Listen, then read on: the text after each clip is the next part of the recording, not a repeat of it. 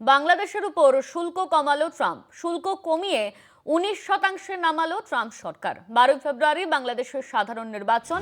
ভোটের আগে ট্রাম্পের সঙ্গে বাণিজ্য চুক্তি ইউনুসের। পারস্পরিক শুল্ক চুক্তি স্বাক্ষর দুদেশের। মার্কিন উপকরণে তৈরি টেক্সটাইল ও পোশাকে ছাড় ওয়াশিংটন ডিসিতে। এই চুক্তি স্বাক্ষরিত হয়েছে বলে খবর।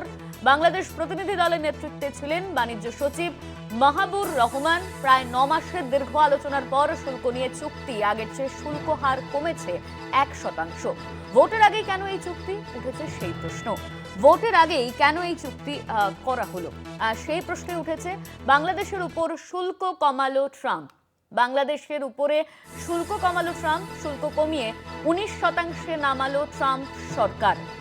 শুল্ক কমিয়ে 19% নামানো হলো এই শুল্ক। আগের চেয়ে শুল্ক হার কমেছে 1%। আমাদের সঙ্গে ফোন লাইনে রয়েছেন আমাদের প্রতিনিধি অঙ্কুর ভট্টাচার্য। অঙ্কুরদা, এবার বাংলাদেশে শুল্ক কমানো হলো ট্রাম্প সরকারের তরফে। ইতিমধ্যেই এই নির্দেশিকা জারি করা হয়েছে, কি জানা যাচ্ছে এই নিয়ে? আর দেখো, বাংলাদেশের সঙ্গে এই চুক্তিটা যাতে হয় তার জন্য দীর্ঘদিন ধরে চেষ্টা চলছিল, প্রায় 9 মাস ধরে এই চেষ্টাটা চলছিল। এর আগে আমেরিকা সঙ্গে বাংলাদেশের যে চুক্তির যে শর্ত ছিল সেই শর্ত অনুযায়ী 37% বাংলাদেশের থেকে যে পণ্য আমেরিকায় যেত তার উপর 37% শুল্ক আরোপ করা হতো। কিন্তু সেটা যাতে কমানো হয় তার জন্য দীর্ঘদিন ধরে চেষ্টা করছিল মোহাম্মদ ইউনূসের অন্তর্বর্তী প্রশাসন, এবং তারই প্রেক্ষিতে গত অগাস্টে 2025-এর অগাস্ট নাগাদ যে চুক্তি হয় তাতে ওই 37% থেকে 20% নেমে আসে। কিন্তু এক্ষেত্রেও কিছু শর্ত আছে। মার্কিন যে যে উপকরণ ব্যবহার করে সেই তা দিয়ে যদি কোনো একটা রেডিমেড গার্মেন্টস বানানো হয়, সেগুলো যদি আমেরিকায় রপ্তানি করে ঢাকা বা বাংলাদেশ, তাহলে সেক্ষেত্রে 37%-এর বদলে 20% হবে সেই শুল্ক যেটা আরোপ করার কথা। এবার তারপরেও আবার চর্চা চলছিল এবং তারপরে অবশেষে 20% থেকে আবার 19%-এ নেমে এসেছে এই শুল্ক।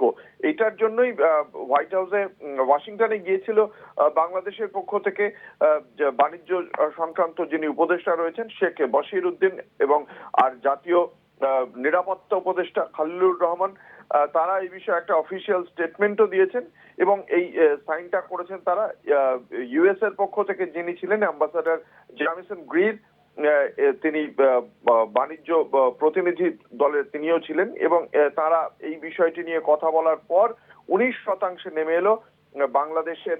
কিন্তু ঠিক বাংলাদেশের এই 12 তারিখ যে নির্বাচন রয়েছে তার আগে এই বাণিজ্য চুক্তি কেন করা হলো তা নিয়ে একটা প্রশ্ন রয়েছে। মাত্র 3 দিন আগে ভোট, এখনো একেবারে দোরগোড়ায়। সেইখানে দাঁড়িয়ে কেন এই বাণিজ্য চুক্তি করা হলো তা নিয়ে রাজনৈতিক মহল প্রশ্ন তুলেছে। যদিও এই বিষয়ে অন্তর্বর্তী প্রশাসনের প্রধান উপদেষ্টা মোহাম্মদ ইউনূস তিনি যে জানিয়েছেন তার এক্স হ্যান্ডেলে যে ওয়াশিংটন বা আমেরিকা বাংলাদেশকে এই কম শুল্কে জিনিসপত্র নেওয়ার ফলে বাংলাদেশের বাণিজ্যের ক্ষেত্রে একটা বড় দিগন্তের সূচনা হলো। বাংলাদেশে একটা বিরাট অংশ এই গার্মেন্টস এর যে বিজনেস তার উপরেই তারা থাকে।